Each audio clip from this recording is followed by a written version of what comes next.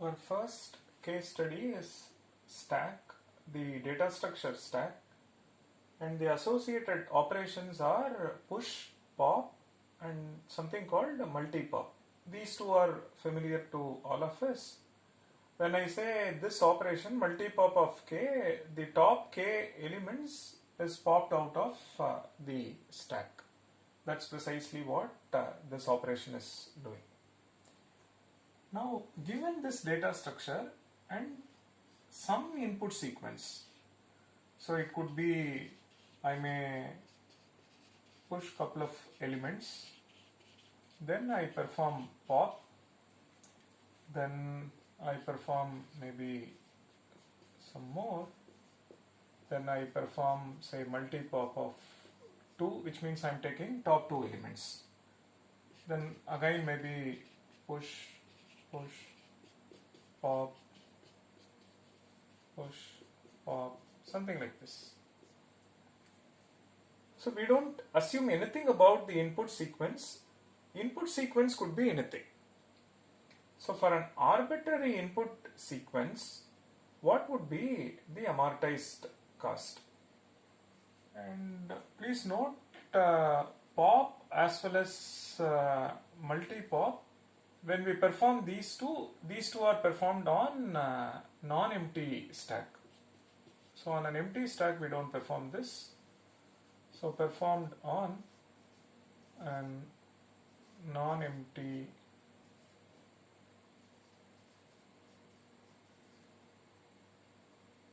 so this is performed on a non-empty stack.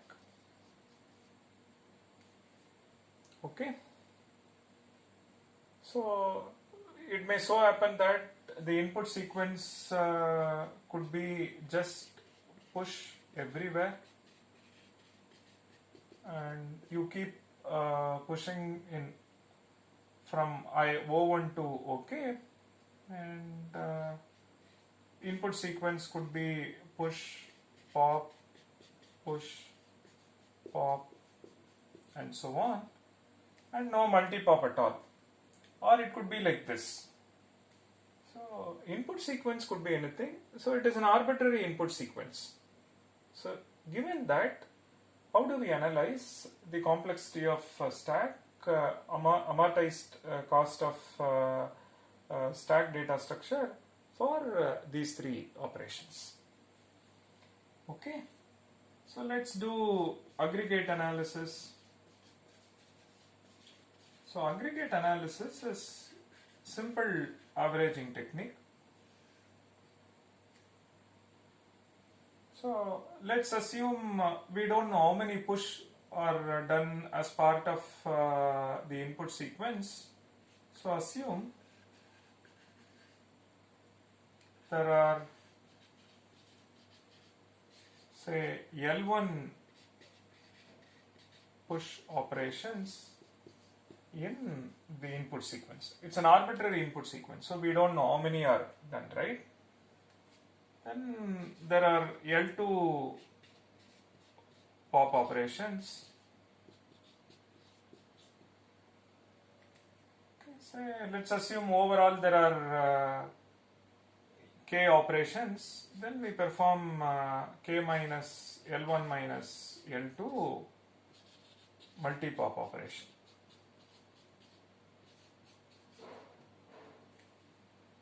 Okay, so this is what is given to us, and we know what is the cost of push. It is order 1. Cost of pop is also order 1. The cost of multi-pop varies. So in the first multi-pop you may pop k1 elements, in the next multi-pop you may pop k2 elements. So accordingly, in the first one it is k1, in the second one it is k2, and so on. According to the number of elements that are popped out, the cost of multi-pop varies. So this one varies or depends on the number of elements popped out.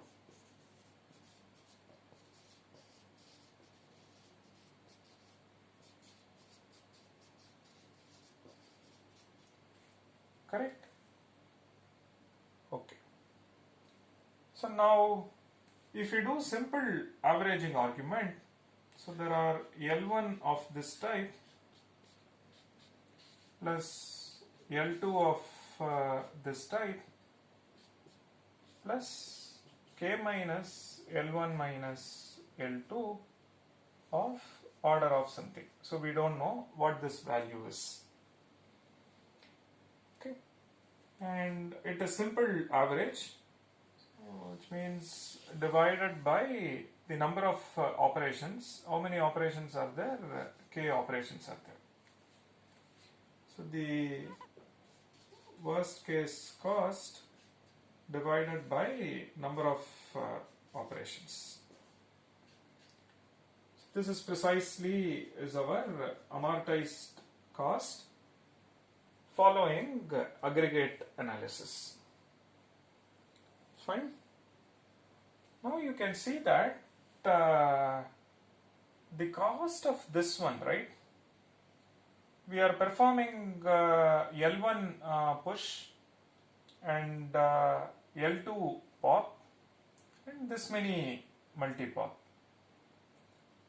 We know that pop or multi-pop we will not perform if the stack is empty.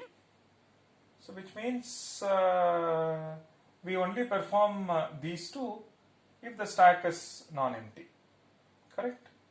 So which means can we bound this pop as well as multi-pop or just the multi-pop itself as a function of some other parameter, maybe L1 or K.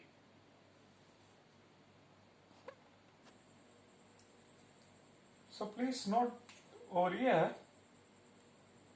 so after we perform pop, we are left with L1 minus L2 elements, right? So the cost of multi-pop, I'm saying cost of multi-pop.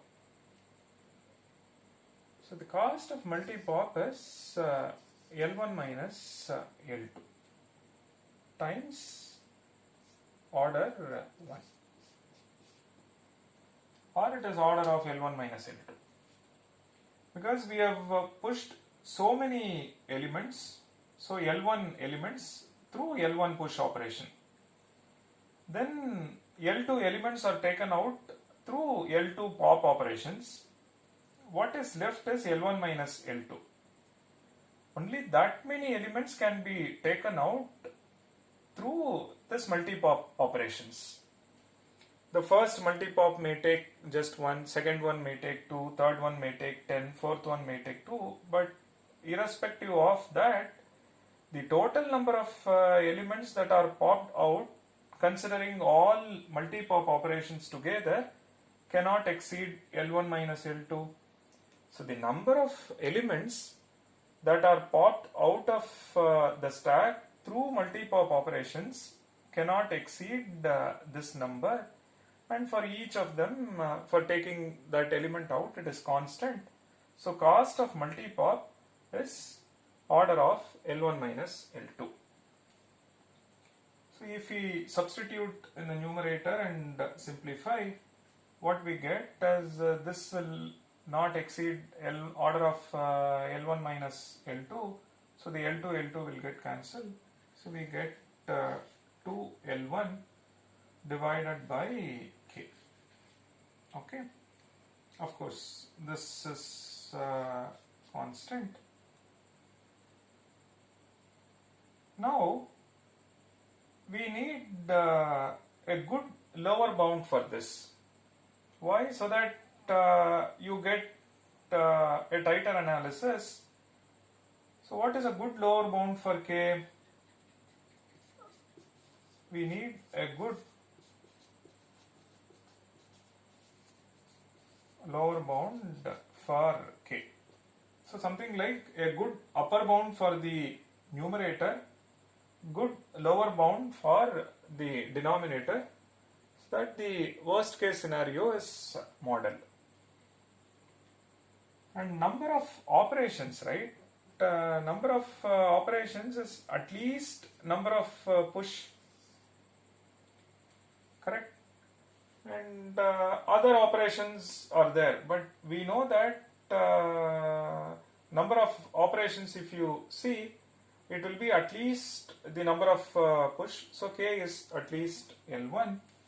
So when we substitute this, so we get an upper bound. If you bring lower bound for this, upper bound for this, we get a good upper bound that says 2L1 by L1. That shows that it is order 1. So this means, this says amortized cost. So conclusion, amortized cost for stack data structure with supporting operations push, pop, multi-pop of k is constant. So which means, if you ask for a specific one, aggregate analysis will tell you amortized cost of this implies that amortized cost of push is order 1, pop is order 1, and multi-pop of k is also order 1. So we are actually looking at the averaging argument. That's precisely what we are doing, right? Number of operations and the cost of each of them. But for an arbitrary input sequence, we don't know how many push are there, how many pop are there, how many multi-pop are there, which is why we are bringing a variable. Subsequently, we are cleverly manipulating so that we get to see a nice bound on the expression. And so we get to see that there are L1 push operations and L2 pop operation, and this is the remaining one. This is what we call it as micro level analysis. So I could have substituted k here, because for each operations this number cannot exceed the size of the stack, or rather I would say L1, and one can say it cannot exceed L1 number of elements pushed, but that will only give you a loose analysis. So what we did is we did a micro level analysis and observed that the cost of multi-pop cannot exceed order of L1 minus L2, because after you pop out L2 elements, what is left is L1 minus L2, and through various multi-pop operations at max one can take only L1 minus L2 elements. So on simplification we get to L1, and if we bring a good lower bound for the denominator or k, we get a good bound for the expression. We know that number of operations is at least the number of push, so we get constant amortized. So aggregate analysis is precisely doing simple average, but simple average with some good reasoning. Okay, it is not simply substituting order k or order L1. Some reasoning is done so that we get to see a tight analysis.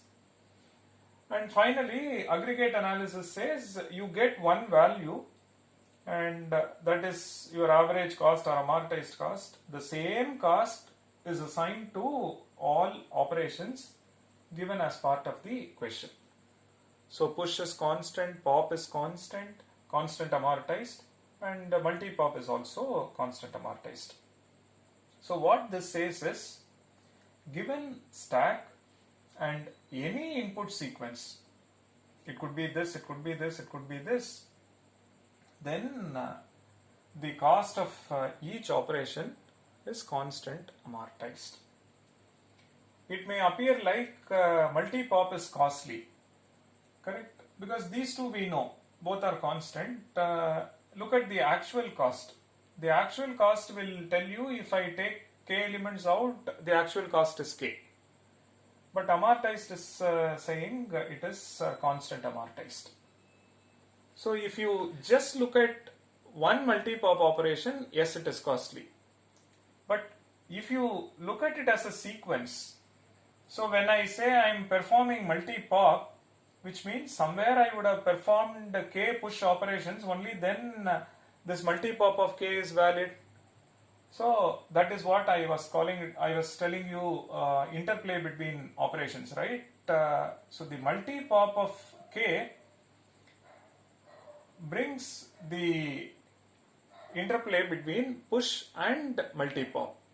When I say multi-pop of k is successfully executed, which means somewhere k number of at least k push operations was done before this operation took place.